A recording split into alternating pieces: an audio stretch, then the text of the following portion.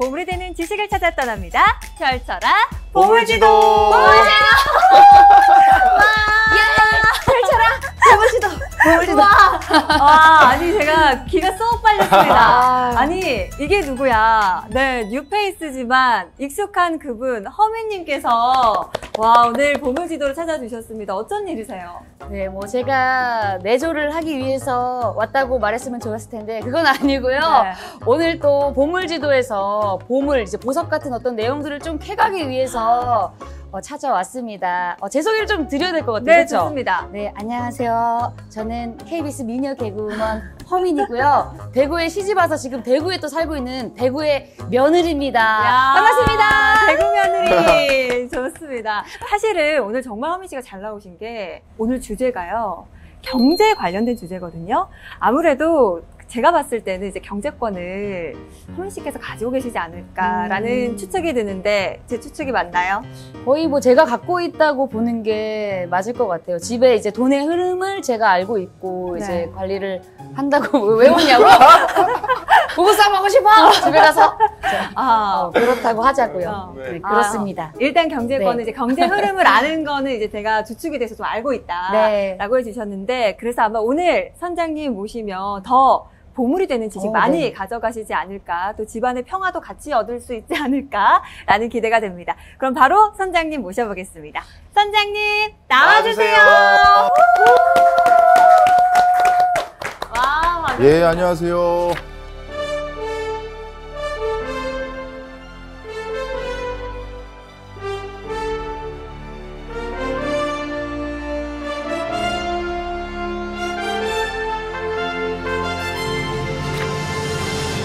본격적인 강의에 앞서서 여기 계신 분들은 경제가 어떤 의미인지 각각 모르겠는데요. 사실 우리가 일상생활 중에 가장 많이 내리는 결정이 전부 경제적 결정입니다.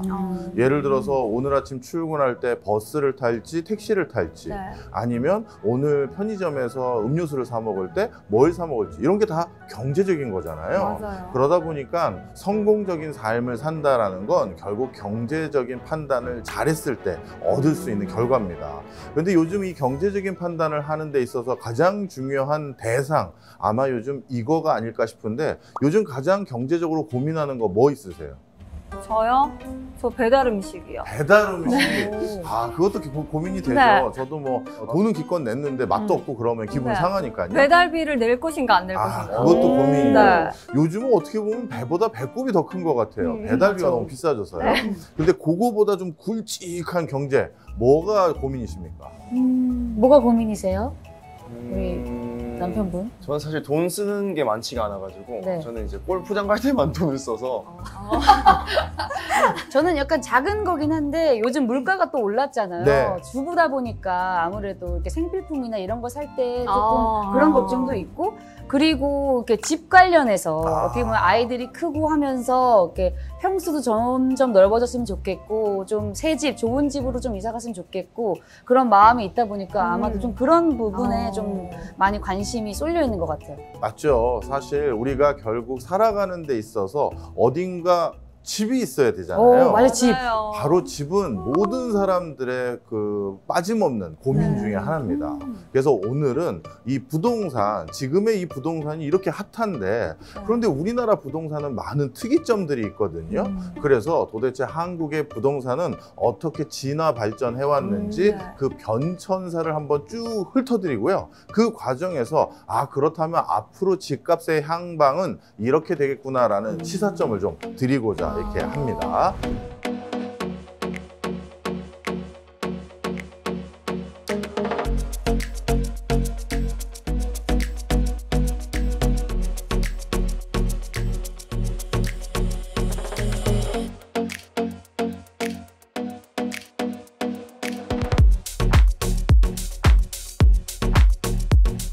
사실 우리나라의 대표하는 도시들, 이 도시들이 어떻게 형성됐는지를 보면서 우리가 중요한 시사점부터 얻으려고 하는데요. 우리 그 서울 있지 않습니까? 네. 우리나라를 대표하는 도시요. 이 서울이 국제적으로 상당히 경쟁력 있는 도시라는 거 모르셨죠?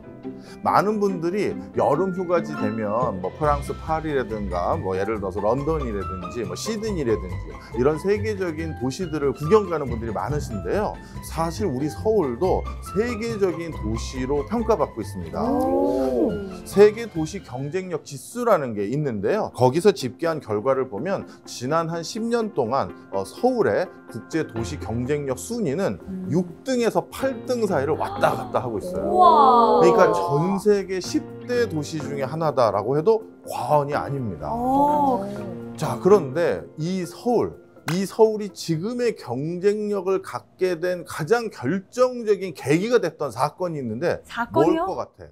사건입니까? 예, 사실 힌트를 좀 드리자면 네. 이게 긍정적인 사건이 아니라 우리 역사에, 우리 민족에게 굉장히 비애가 됐던 사건인데 이게 오히려 전화위복이 돼서 서울이 국제적인 경쟁력 있는 도시가 될 수 있는 기회가 됐습니다. 뭘까요?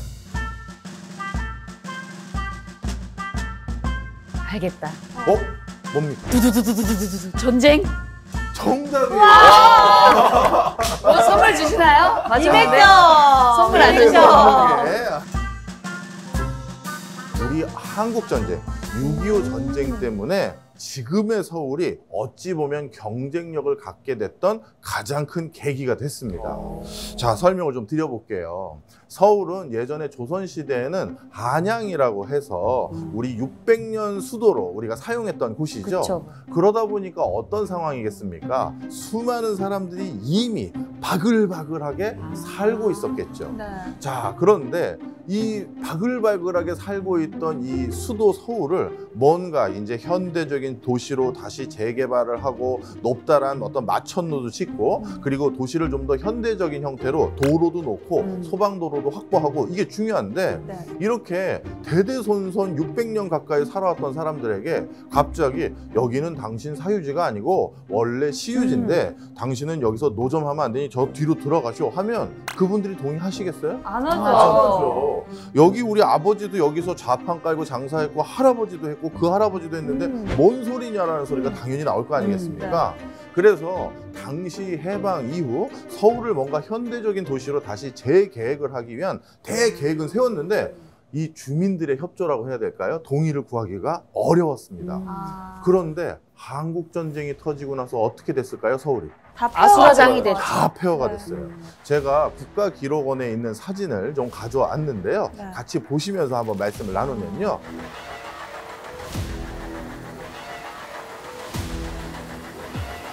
지금 저기가 어디냐 하면요. 바로 명동 앞입니다. 명동이라고요, 저기가? 예, 야. 저기가 명동이 속격을 받고 난 뒤에 네. 모습을 담은 모습인데요. 이 인근이 전부 전소돼서 아무 건물도 없을 정도까지 저렇게 폐허가 됐습니다. 자, 그런데 저렇게 폐허가 되고 나서 어떤 일이 생겼느냐? 그 당시에 내무부 장관이나 서울시장님들이 저 부산까지 피난 갔다가 네. 먼저 올라와 봤겠죠. 북한군이 저 위로 올라가고 나서 다시 서울을 재건해야 되는데 아니면 서울이 어떤 상황인지 보러 왔는데요. 그 보러 왔더니 세상이 서울이 저렇게 돼버린 거예요. 그래서 어떻게 했느냐? 저기 부산에 있는 이승만 대통령한테 무전을 칩니다. 아, 대통령 각하. 지금 서울에 왔더니 모두가 전소되고 없어져서 이런 상황이 돼버렸습니다. 어찌 보면 지금 우리가 도시계획 원래 수립했던 것을 지금 할 수 있는 절호의 찬스가 됐습니다. 라는 의견을 제시한 거예요. 위기를 기회로 삼자. 맞아요. 네. 그랬더니만 당시 이런 논조에 동참하는 많은 정치가들이나 아니면 행정가들이 많았고요. 그래서 피난 갔던 사람들이 돌아오기 전에 적지 않은 구획들은 우리가 도시를 어떻게 계획할지를 수립해 보자라는 그런 계획을 최종 결정하게 돼요.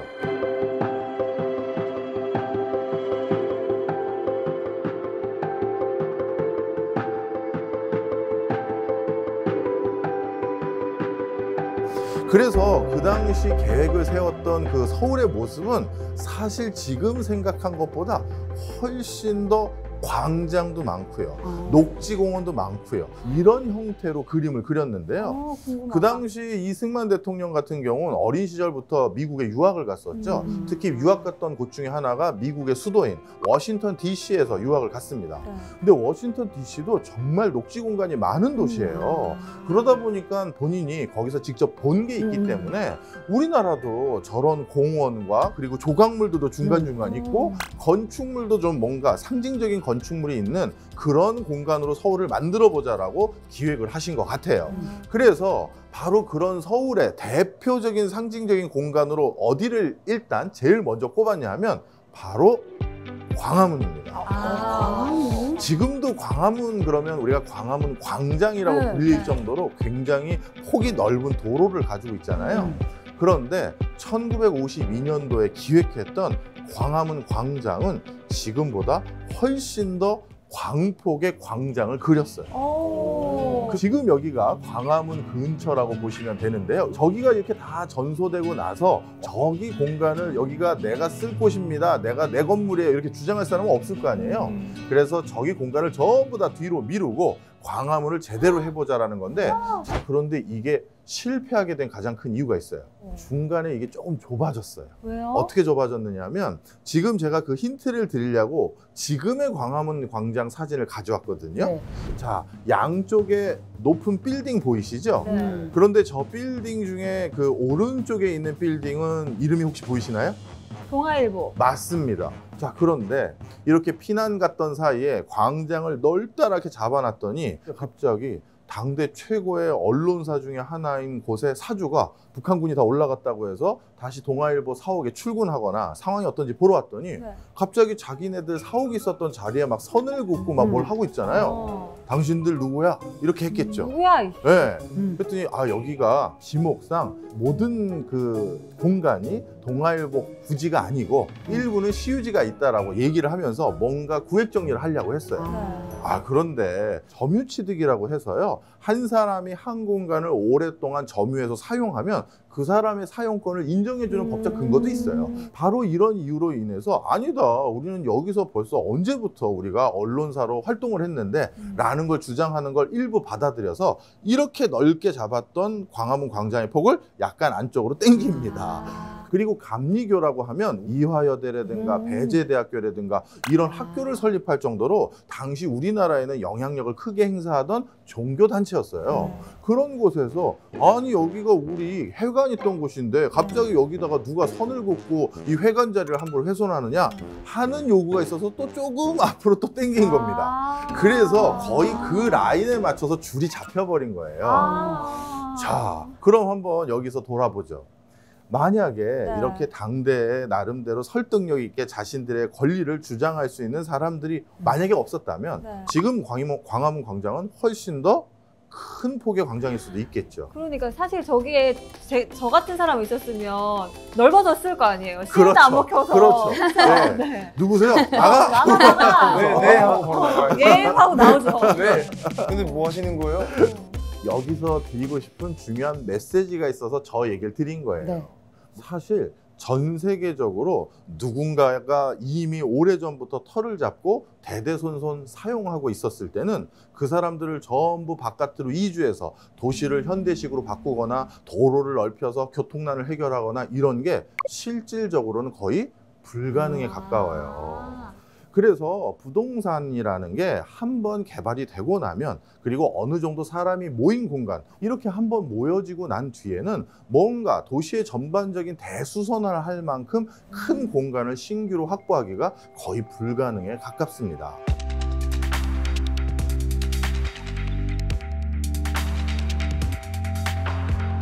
우리나라 같이 한국 전쟁을 경험한 국가들이 아니더라도 간간히 도시를 굉장히 멋지게 재건축한 나라들이 있는데요. 그 나라들의 공통점이 우리나라 한국 전쟁과 똑같이 비운의 순간이 있었기 때문에 지금의 찬란한 도시가 있는 거예요.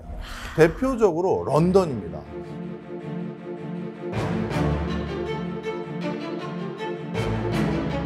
그 한 빵집 부엌에서 화재가 난 게요. 무려 이 불을 끄지 못해가지고 4일 동안 런던 전체가 불바다였어요. 왜냐하면 좀 전에 말씀드린 것처럼 런던이 옛날부터 사람들이 모여 살던 곳이기 때문에 소방도로도 없었겠죠. 그러니까 불 끄러 진입하기도 쉽지가 않은 거예요. 그래서 4일 동안 엄청난 어떤 뭐랄까요 대화재를 경험하게 되면서 런던이 20%만 남고 다 탔습니다. 아니 빵집에서 불 한 번 났는데 도시가 80%가 탄 거예요? 그러니까요. 이제 도시민들은 이제 어떤 상황에 놓였을까요? 허탈하죠. 이제 우리는 어디로 가나. 맞아요. 우리는 어디로 가면 이제 뭘 할 수 있지 고민이 되겠죠. 그때 그나마 돈을 가지고 있는 정부, 국가가 그럼 이렇게 하자. 여기 땅에 대해서 내가 일부 보상을 해줄 테니 그러면 어떻게 그거라도 받고 가시겠느냐라고 했더니 저 그거라도 받겠습니다라는 사람들이 늘어나기 시작한 거예요. 그 당시 런던 대화재 덕분에 런던시에서 공원도 조성하고 뭐도 할 만한 공간을 그나마 살 수 있었던 거예요. 화재를 덕분이라고 말한다는 게 조금 그렇긴 한데. 어폐가 있긴 하죠. 예. 그렇지만 지금도 런던에서는요, 그 당시 런던 대화재 덕분에 야, 런던이 이렇게 멋진 공간이 됐다라고 자조적인 목소리를 내는 사람들도 많이 있습니다. 자, 멀리 유럽을 얘기할 필요 없어요. 우리나라 바로 밑에 있는 일본도 비슷한 경험이 있습니다. 일본 하면 또 자연재해가 많이 일어나니까.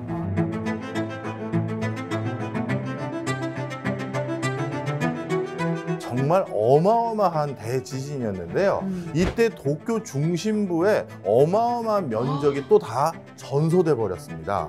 그때 도쿄도요, 워낙 많은 사람들이 이촌향도 현상이라고 부르죠. 지방에서 서울로 오는 그런 움직임. 바로 이런 움직임 때문에 그 지방에 있는 사람들이 도쿄로 많이 몰려들다 보니까 도쿄가 또 사람들이 너무 넘쳐나고 바글바글해서 무계획 그 도시가 자꾸 돼버리는 거예요. 그런데 관동 대지진으로 어마어마한 주택이 전부 다 무너져 내리고 사람들이 살 수 없는 상황이 돼버리니까 일본 정부도 똑같은 방법을 선택합니다. 내가 이 건물의 이 잔해를 다 사줄 테니 당신은 그럼 어디 가서 이 돈 가지고 제2의 삶을 사시겠느냐? 라고 했더니 일본 도쿄의 주민들의 적지 않은 숫자가 저는 그럼 그 돈이라도 보상받고 이 땅을 넘겨드리겠습니다 한 거죠. 바로 그런 효과로 인해서 도쿄도 상당히 현대적인 모습을 갖출 수가 있게 된 거예요.